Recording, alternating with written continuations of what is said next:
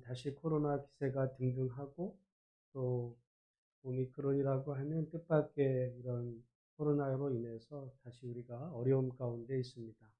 그래서 오늘 제가 혹시나 하는 마음으로 설교를 마스크를 오늘 쓰고 이렇게 설교하려고 합니다. 모쪼록 현장과 영상을 통해 예배한 우리 모든 성도 가정에 하나님의 은혜와 사랑이 언제나 함께 하시기를 주의 이름으로 축복합니다. 오늘 우리가 살펴보려는 이 누가복음 1장에 나오는 이 찬양은요, 마리아의 찬가. 이거를 이제 라틴어로는 마그니피카트라고 해서 어찌 보면 2000년 기독교 역사에서 기독교인들이 제일 사랑했던 그런 노래이기도 해요.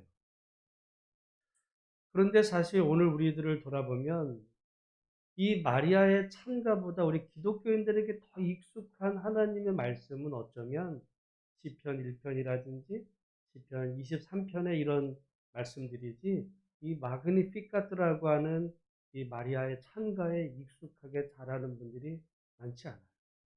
왜냐하면 2000년 기독교 역사에서 가장 성도들이 사랑했던 말씀이지만 오늘 우리 한국 교인들에게는 좀 생소한 말씀이기 때문에 그렇습니다. 두 가지 이유가 있다고 저는 생각을 해요. 첫 번째 이유는 이게 누구의 찬가라고요? 마리아의 찬가. 그러니까 우리는 기독교인은 예수님이 동정녀 마리아에게서 태어났다는 것까지 인정을 하지 괜히 마리아 이야기를 많이 하면 천주교 얘기하는 거 아니야? 이런 식의 생각 때문에 마리아에 대한 은연중에 거부하는 마음이 있어서 그렇습니다.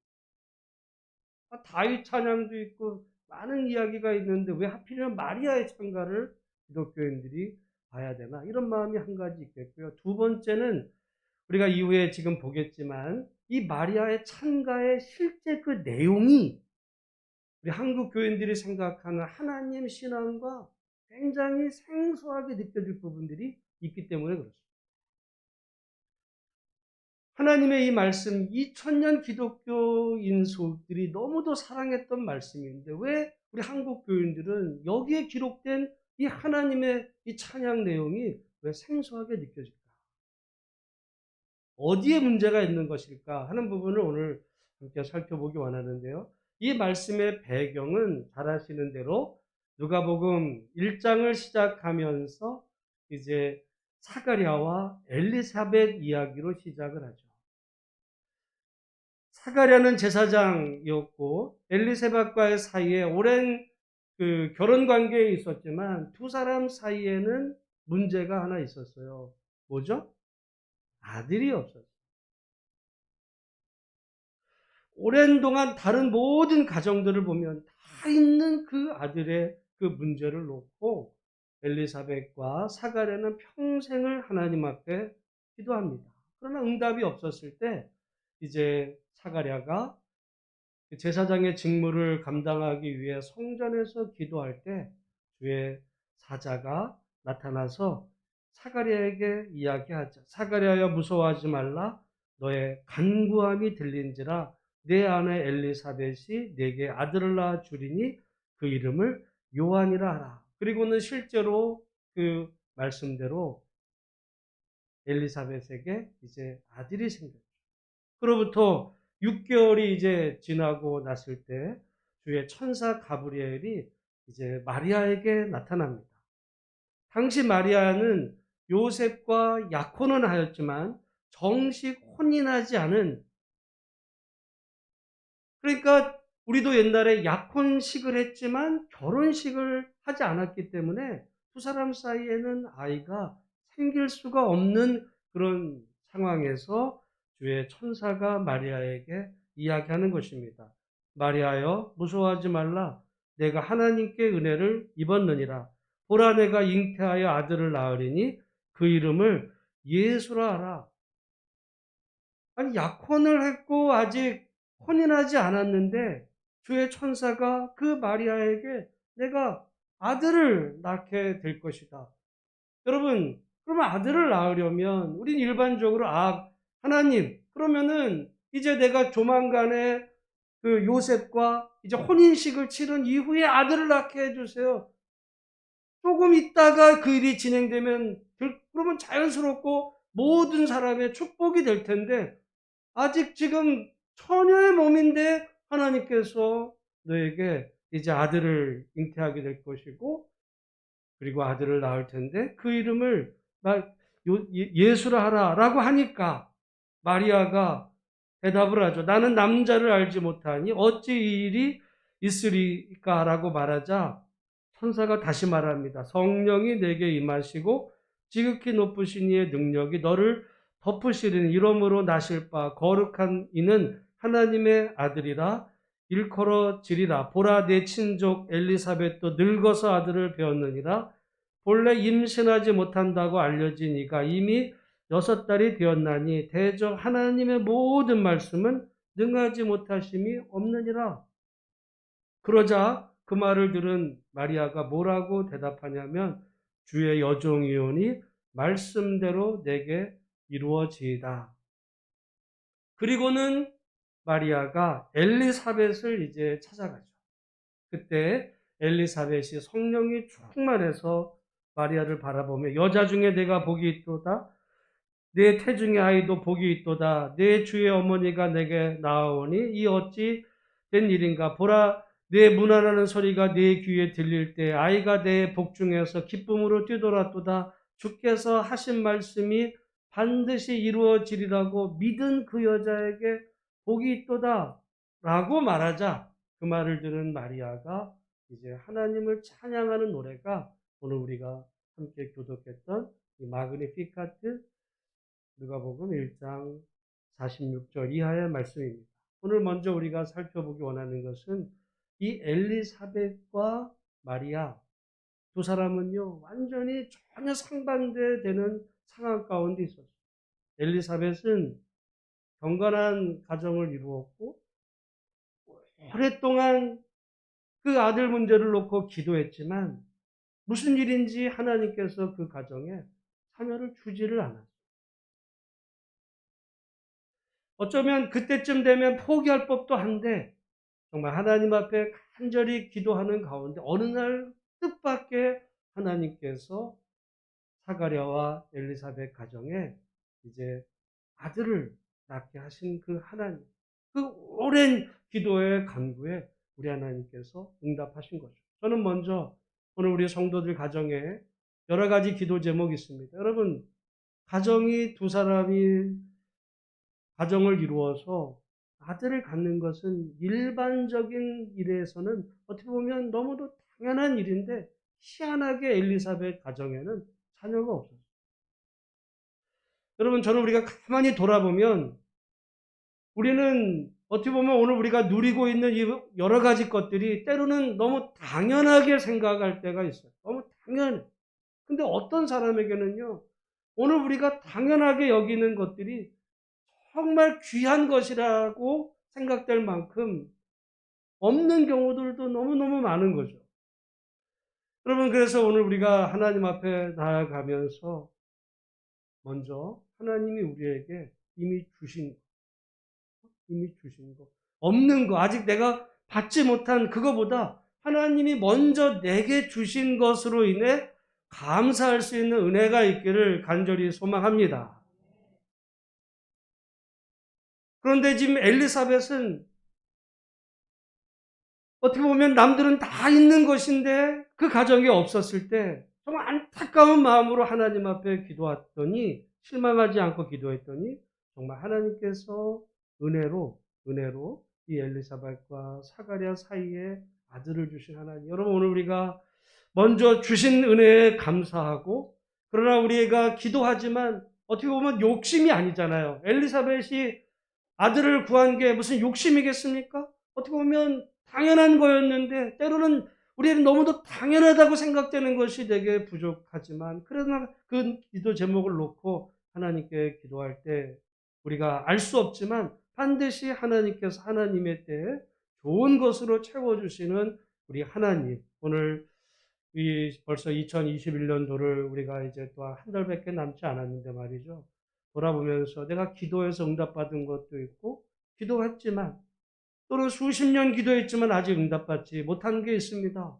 그렇다 해서 아직 응답되지 않은 것이지 하나님께서 그것을 이루실 능력이 없다라고 하나님의 능력을 제한하는 것이 아니라 하나님 앞에 기도하는 가운데 하나님께서 우리 가정에 정말 간구하는 소원을 선하게 응답하시는 좋으신 하나님을 경험하는 우리 모두가 되기를 간절히 소망합니다.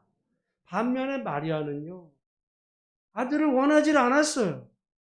아들을 낳을 수도 없는 환경이었습니다. 그때 아들을 갖는다는 것은 어떻게 보면 인생을 완전히 망치는 길이기도 했어요. 왜? 지금 약혼을 했지만 혼인을 하지 않은 상태에서 덜컥 아이가 생긴다는 것은 뒷감당을 할 수 없는 일이에요. 그럼 오늘날도 만약에 누군가가 약혼을 했는데 분명히 잠자리 하지 않은데 그 여자에게 애가 생겼다 그러면은 그건 파혼입니다. 그리고 이 시대 같으면은 마리아는 돌 맞아 죽어야 될 이런 상황에 처했을 때 어떻게 보면 하나님께서 이제 주의 천사를 통해서 성령이 네게 임하시고 정말 너에게 아들이 있을 거라 그랬을 때 마리아가 이렇게 얘기할 수도 있어요. 하나님, 아들을 주실 거면은 그러면은 내가 이제 요셉과 정혼했으니까 요셉과 결혼을 하고 그 이후에 아들을 주시면 되지 않습니까? 이래도 될 것 같은데 하나님은 뜻밖의 아직 지금 약혼을 했지만 처녀의 몸이었던 마리아에게 내게 아들이 있을 것이다. 여러분, 우리가 만약에 인생을 살다가 이런 이야기를 들으면 마리아는 지금 전혀 준비가 되어 있지 않았고 하나님의 말씀을 듣는 순간 마리아 인생 앞에 어떤 일이 따를지를 장담할 수 없는 일이에요. 아마 그래서 평생 마리아는 어떤 이야기를 듣냐? 미혼모입니다.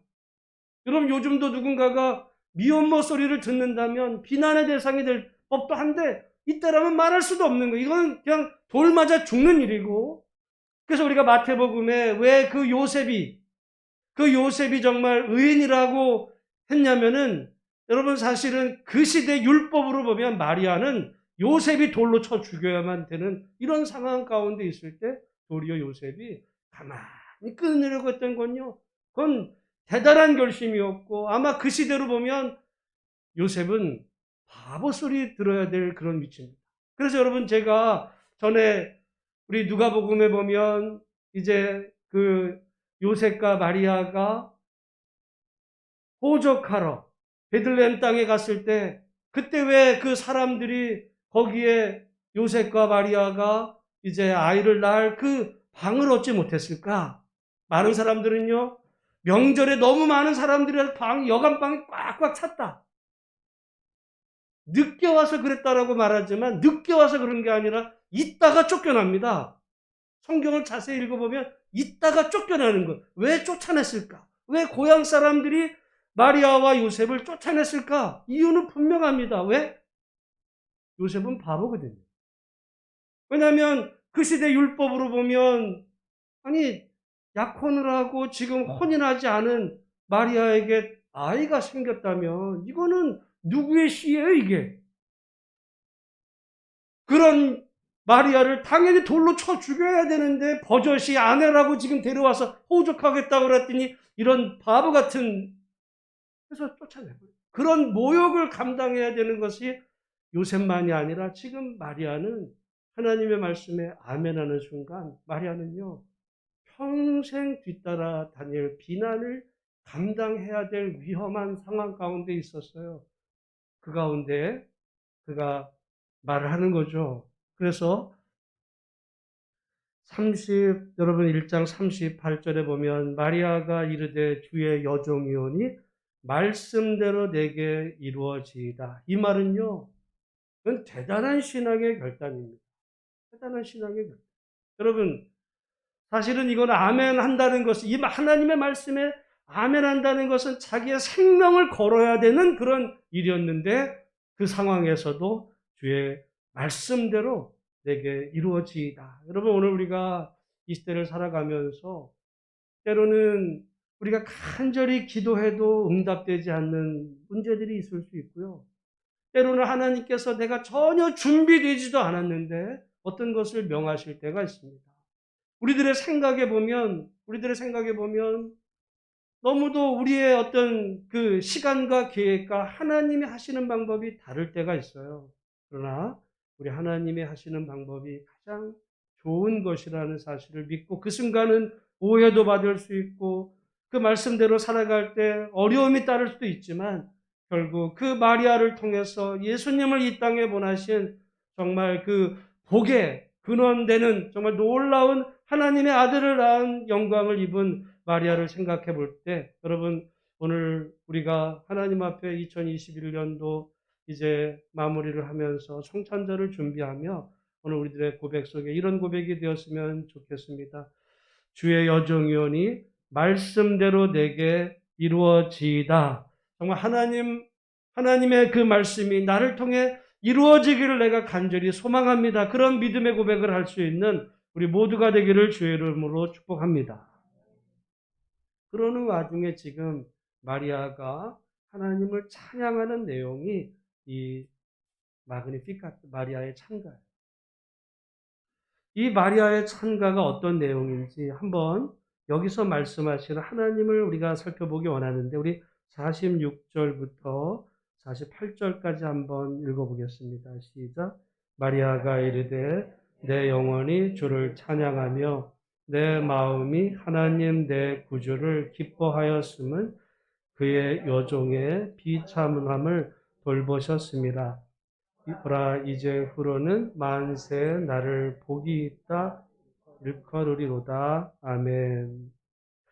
여기서 지금 하나님은 어떤 분이신가 보니까 하나님은 그의 여종의 뭐를 돌보세요? 여러분 저는 성경을 보면 볼수록 우리 하나님은 어떤 분이신가? 비천한 자를 돌아보시는 분. 우리 하나님이 어떤 세상의 다른 신과 전혀 다른, 제가요, 목사니까 당연히 성경을 연구하지만은 제가 다른 종교에도 관심이 많아요. 도대체 다른 종교는 뭐라고 이야기를 할까?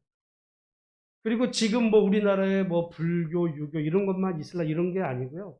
성경 시대에도 많은 신들을 섬겼죠.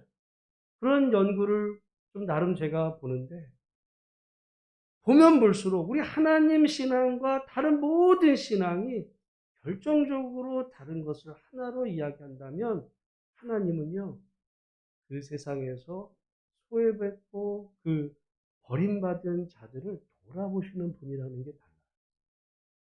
모든 종교는 강자의 종교. 강자의 종교.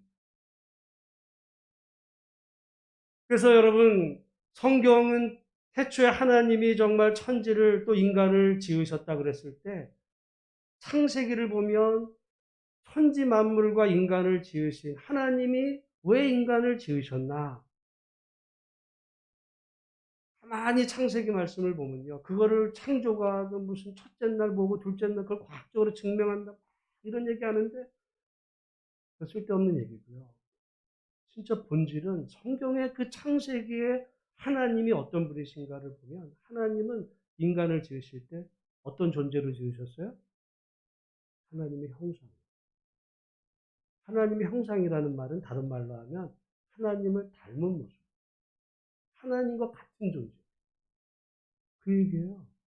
왜 여러분 하나님이 우상 숭배를 금하시는지 아십니까? 왜냐하면 이 땅에 하나님께서 세워주신 유일한 하나님의 형상이 있어요. 누구라는 거야? 우리야. 그러니까 하나님은 인간을 보실 때 천하게 보시지 않아요. 굉장히 귀한 이 모든 이 천지 만물 가운데 하나님이 가장 귀하게 보여 하나님을 닮은 존재로 누구를 세우냐면 사람인데 근데 여러분 다른 종교는 그 사람 중에서도 사람은 계급이 있다 생각을 해요. 그래서 저기 밑에 천한 존재가 있고 저기 고귀한 왕, 귀족 이런 존재는 귀한 존재고 밑에 천한 존재라고 사람들은 구분하지만 여러분 하나님의 형상으로 지음받은 인간은 어떤 왕족, 귀족만이 아니라 모든 인간. 이게 얼마나 귀한 이야기인지요. 상상을 초월하는 이야기입니다. 게다가 하나님께서 이스라엘을 택하신 이유가 뭐냐? 보통의 어떤 사람들이나 나라는 당연히 애굽을 택하죠. 그 당대 가장 강한 민족, 가장 정말 파워가 센 어떤 그런 나라, 애굽, 바벨론 이런 나라들의 신이 되기를 원하지 그 애굽에 종살이하고 있는 종놈들의 신이 되기를 누가 원하겠어요? 그런데 우리 성경의 하나님은 그 세상의 수많은 나라 백성들을 돌아보는 가운데 가장 버림받고 소외된 나라를 돌아보니까 비천하기 이를 데 없는 종이에요, 종. 그 이스라엘 민족을 택하시고 나는 아브라함과 이삭과 야곱 너희 조상의 하나님이고 너희 하나님이다. 가장 버림받고 비천한 자를 돌아보신 하나님. 여기 지금 마리아의 찬가의 내용과 성경은요. 여러분 그러나 세상의 모든 종교는 그리고 어쩌면 우리 오늘 한국의 교회는 하나님은 가장 비천한 자들의 하나님이 되시기를 원하는데 세상의 종교는요. 비천한 자들의 신이 되기를 원하지 않아요. 하나님은 가장 고귀한 자들의 신이다라고 생각할 때가 많아요. 그래서 하나님이 정말 이 땅에 미국 같은 나라, 유럽같이 잘 사는 나라, 예수 믿으면 부자가 되고 정말 세계에서 가장 힘 있는 나라가 되니까 그런 나라들의 하나님, 성경을 오해하는 겁니다. 하나님은요 가장 낮고 천한 그렇게 버림받은 비천한 자. 여기 지금 마리아가 이 고백을 하는 거예요. 그의 여종의 비천함을 돌아보시는 하나님. 어떻게 보면 이 내용이 2000년 기독교가 가장 하나님을 찬양하며 소중하게 여겼던 내용이기도 해요. 하나님을 찬양하는 내용. 여러분, 오늘 우리가 살아가면서 우리 하나님이 비천한 자, 때로는 우리가 인생을 살아가다가 버림받고 소외당해서 고통당할 때 그때 세상은 외면하죠. 여러분 우리가 야고보서에도 보면 초대교회 안에도 이런 일이 있었다는 거 아니에요. 새 가족이 왔는데 정말 잘 차려입고 정말 세상에서 다 존경받는 사람이 오면 어서 와서 제일 좋은 자리에 앉으세요. 근데 허름하게 입고 부족한 사람이 오면 우리 교회 질 떨어진다고 빨리 나갔으면 좋겠다. 이게 야고보서가 비난하던 내용인데요. 그걸 왜 야고보서가 비난하냐면 그건 기독교가 아니기 때문에 그래요. 우리 하나님은 오히려 그 세상의 부자와 권세 있는 자를 멸하시고 가장 낮고 천한 사람들을 돌보신 하나님. 그래서 여러분 우리가 지금 강림절 기간에 성탄절 그 예수님이 하늘 보좌 높고 귀한 권세를 버리시고 가장 낮고 천한 자리까지 오셨다는 이야기는 단지 성탄절 2000년 전 어느 날 그 베들레헴 땅 그 자리 그 순간에만 그런 것이 아니라 하나님이 존재가 바로 그런 분이에요. 하나님 자신이 언제나 영광을 버리시고 낮은 자리에 오신 하나님. 그 이야기를 지금 마리아가 그 하나님을 찬양하는 겁니다. 거기서만이 아니라 여기 지금 51절부터 53절까지 말씀도 같이 한번 읽어보겠습니다. 시작. 그의 팔로 힘을 보이사 마음의 생각이 교만한 자들을 흩으셨고 권세 있는 자를 그 위에서 내리치셨으며 비천한 자를 높이셨고 줄이는 자를 좋은 것으로 배불리셨으며 부자는 빈손으로 보내셨도다.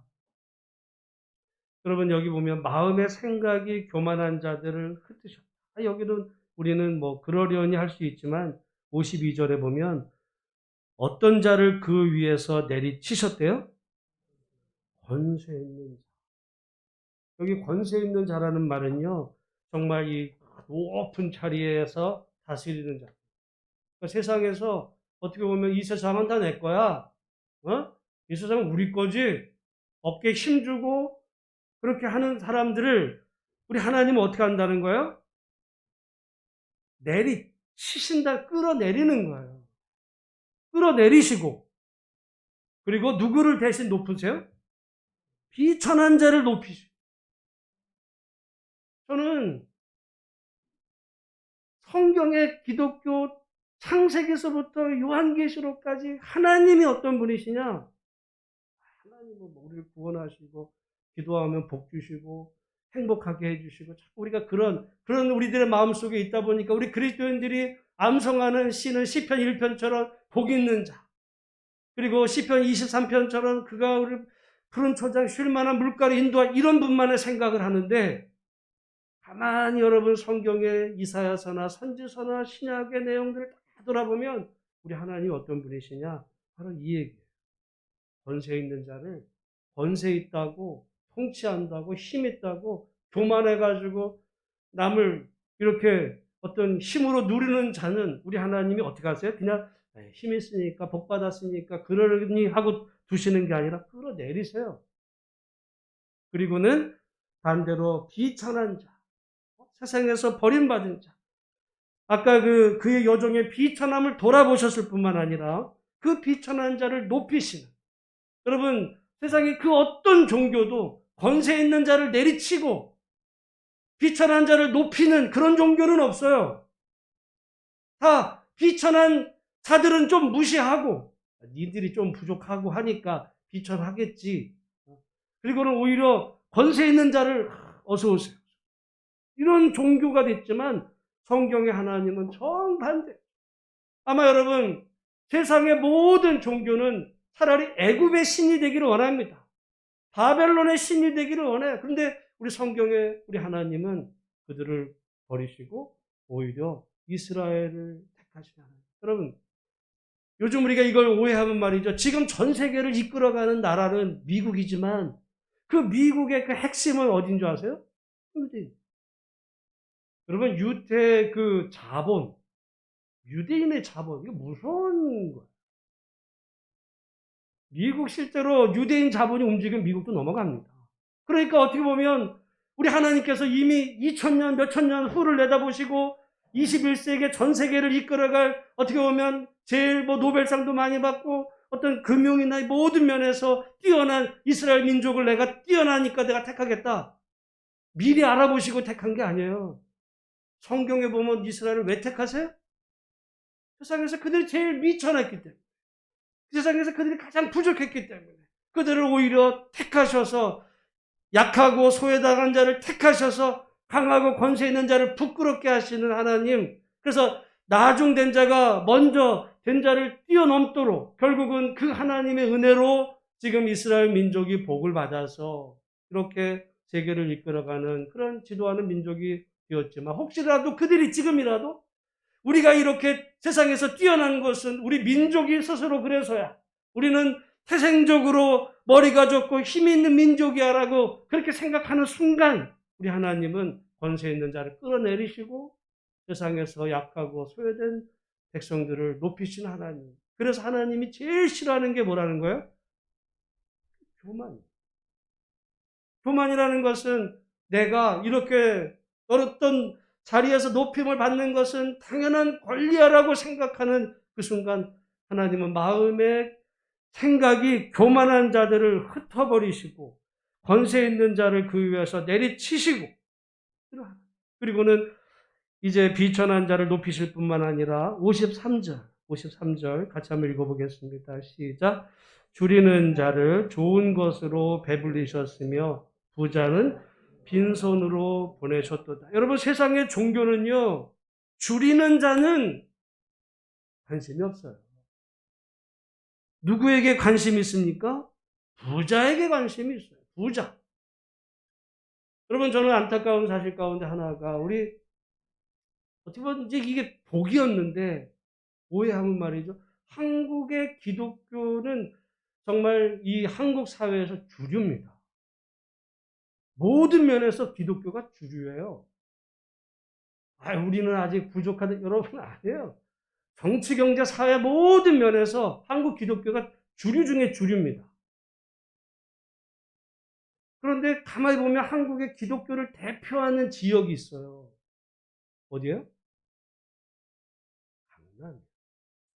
한국에서 제일 부자들 사는 그곳, 거기에 교회가 가장 많고 큰 교회가 많고 그 교회가 한국 교회를 대표한다 그럴 때 우리 한국 사람들의 생각 속에 교회는 힘있고 권력있고 부자들의 이런 모임으로 생각한다면 그것은 기독교 역사에서 보면 부패합니다. 성경의 하나님은 권세 있는 자를 끌어내리시고 오히려 비천한 자, 줄인 자를 좋은 것으로 배불리시고 부자는 빈손으로 내보시는 것입니다.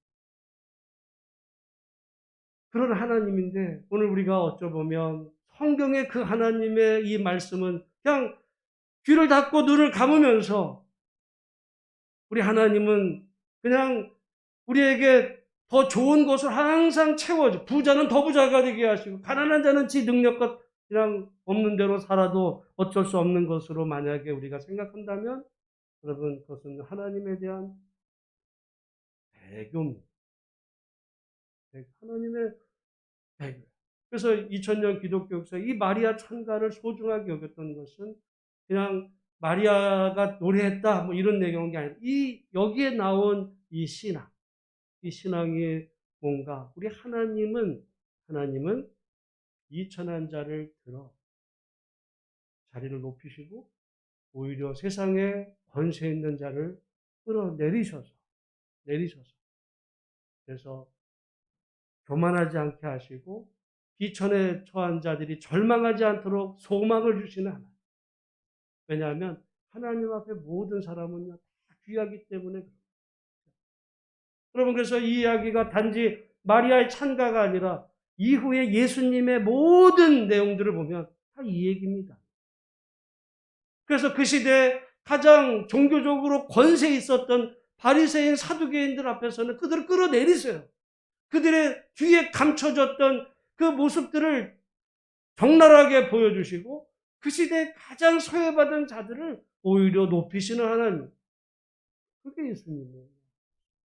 우리는 그래서 끊임없이 하나님은 어떤 분이신지 예수님은 누구신가 우리가 늘 기억하면서 우리가 이 강림절 기간을 보내며 여러분 우리는 세상을 살아가다 보니까 때로는 이 하나님의 말씀만이 아니라 세상의 그런 생각들이 하나님에 대한 이 신앙들을 이렇게 덮어버리는 경향이 많아요.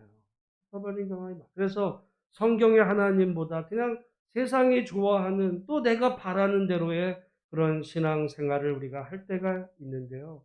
오늘 우리 하나님께서 2021년도를 우리가 지나시는 가운데 혹시라도 우리가 어렵고 힘들어서 내가 절망 가운데 있다면 세상들은 우리를 조롱하겠죠. 야, 너는 그거밖에 없냐? 그거밖에 안 돼? 너는 참 무능력. 세상은 그렇게 조롱하겠죠. 세상은요, 무능력자를 좋아하지 않아요. 없는 자를 좋아하지 않습니다. 실력 없는 자를 좋아하지 않아요. 그래서 여러분, 많은 사람들이 직장 다니면 뭐라 그래요? 줄 잘 서라 그래. 줄 잘 잡아야 돼. 줄을 잘 서야 돼. 어떤 줄을 잡아야 돼요? 이 굵은 동아줄을 잘 잡아야 돼. 왜? 거기가 출세하는 길이야. 여러분, 그러니까 괜히 줄 잘못 써가지고 힘없는 자 거기 줄 섰다가 같이 밀려나니까 눈치 봐가지고 힘이 있는 쪽으로 붙어. 근데 우리 하나님은 힘 없는 쪽이 어딘가. 그래서 힘 없는 자들의 하나님 되셔서 그에게 힘 주시고 소망 주셔서 그를 높이시고 줄인 자를 배불리시되 정말 배가 부른 자에게는 오히려 부자는 빈손으로 보내시는 하나님. 그래서 성경의 하나님은요, 하나님의 나라는 이게 역전이 일어납니다. 역전. 그래서 우리가 여러분, 세상에서 정말 출세하고 잘 나가는 사람들은 교회에 오면은 뭘 해야 되냐면 회개를. 내가 세상에 취해서 세상에서 잘났기 때문에 내가 교만했던 마음들을 하나님 앞에서 자신을 낮추고 회개해야 돼. 근데 세상에서 절망하고 정말 어떻게 살아야 될까? 그 사람도 와서 회개하는 게 아니라 그 사람은 하나님 안에서 소망을 가져야 되는 거예요. 세상은 나보고 절망하라 그러지만 내가 믿는 하나님은 나를 비천한 나를 높이시는 하나님. 그래서 하나님 안에서 정말 세상은 나를 다 욕하고 비난해도 우리 하나님은 나를 인정하시고 나를 세우시는 좋으신 하나님 앞에 정말 찬양하며 은혜 받고 세상에서 당당히 주의 백성으로 걸어가는 이런 일들이 우리 가운데 있어야 된다는 사실입니다. 여러분, 우리의 형편과 처지는 다 다를 수 있습니다. 회개가 필요한 사람도 있겠고요. 하나님 앞에서 소망을 가져야 될 분도 있어요. 오늘 2021년도 어떤 분들은 잘 되는 분들이 여러분 지금 우리나라가 다 어려운 게 아니라 기업들은요. 사상 최고의 수출이에요. 잘 나갑니다. 잘 돼요. 근데 누가 어렵냐? 자영업자들이 너무 어려워요. 국가 부채는 세계에서 제일 적어요. 개인 부채는 세계에서 제일 많습니다. 어떻게 보면 우리가 그런 의미에서 정말 어렵고 힘든 이 시대를 살아가는 가운데 잘 될수록 겸손해지고, 내가 이렇게 된 것은 다 하나님의 은혜입니다. 이래야지 여러분 잘 된 것이 이게 내 거야. 이렇게 되는 순간 오히려 하나님은 뭐라고 그랬어요? 교만한 자를 마음의 생각을 흩으시고 그리고는 그 권세 있는 자, 교만한 자죠. 그 자를 끌어내리시나. 소외받고 비천한 자는 높이시는, 줄인 자는 좋은 것으로 배불리시고 부자는 빈손으로 돌려보십니다. 그래서 여러분 하나님 공평하신 거고요. 어떻게 보면 예전부터 그런 말이 있잖아요. 부자 3대 가기 어렵다. 그런 이야기도 어떻게 보면 우리 하나님 공평한지. 이게 대를 이어서 되면 모르지만 어떤 사람은 정말 가난했는데 기도하고 하나님 잘 섬겨서 잘 되는 가정이 있고, 또 어떤 가정은 정말 너무너무 좋았는데 이후에 어렵게 되기도. 그래서 결국에 가서는 교만하지 않도록 그 가정들을 평균으로 맞추시는 우리 하나님이신 것을 생각해 볼 때 하나님 앞에서 교만할 이유도 없고요.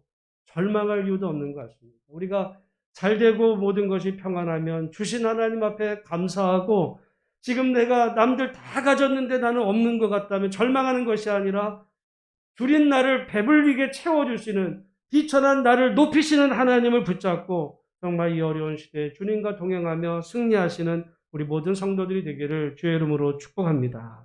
기도하겠습니다. 하나님 아버지, 높은 자를 낮추시고 낮은 자를 높이시는 하나님,